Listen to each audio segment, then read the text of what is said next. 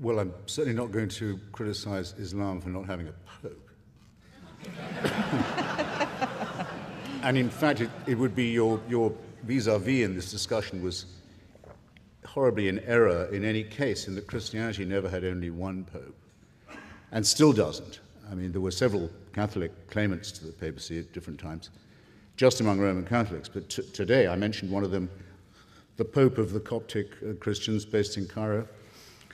The Eastern Orthodox don't call their leader the Pope, they call him the Patriarch, but the Christian world is full of Pope types, usually anathematizing one another. The Pope is just the word that innocent Americans use for the man who claims to be the leader of the Roman Catholics. So I don't think it's possible, in fact, to have a moral authority within religion, because I think the two things are so sharply divorced. But this doesn't lead to just chaos, because, and it certainly doesn't lead to the dictatorship of minorities or extremists. I'll give you two examples quickly. In the case of the moral blackmail of Denmark that was backed up by a physical threat to destroy its economy and burn out its embassies across the world, well-coordinated attack of sabotage against a small European democracy. The organizing group was a thing called the OIC, the Organization of the Islamic Congress.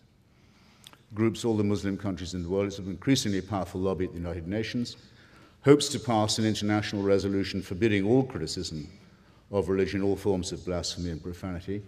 Every ambassador of those countries in Copenhagen went to Mr. Rasmussen, the Prime Minister of Denmark, and told him, under the threat of violence, he should change his law so as to allow him to determine what went into the Danish newspapers. And when he said he couldn't do that, things got a lot worse.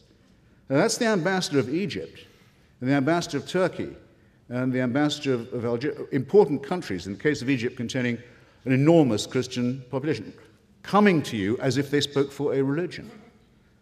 Either this claim is true or it is not. It's self-evidently not true, but it is certainly made. Let's be in any doubt about it. And let's have any doubt that it means to extend its influence over the people who are sitting in this hall. Second, very quick, the fatwa against Salman Rushdie, in other words, the offer of money to suborn murder for the crime of writing a work of fiction in his own name by the spiritual leader of Shia Islam, that's what the fatwa meant then, means now, was, after the murder of many people, associated or not with the publication of the book, repudiated ostensibly by the Iranian government after long pressure and lobbying at the United Nations, about 10 years ago, I think that was.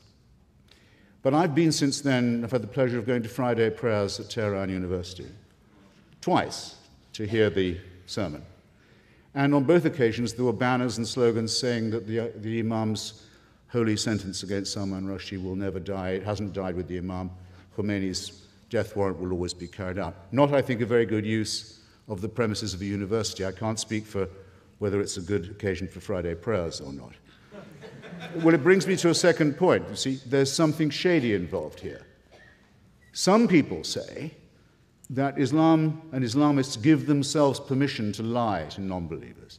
It sounds like the sort of vulgar, paranoid thing that an Islamophobe would go around saying, doesn't it?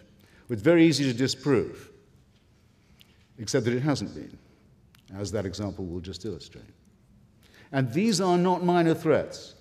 These are threats to the very core of what we believe is the essential thing for a society, which is the ability to ask questions, to read the books we choose, to pursue unfettered investigations.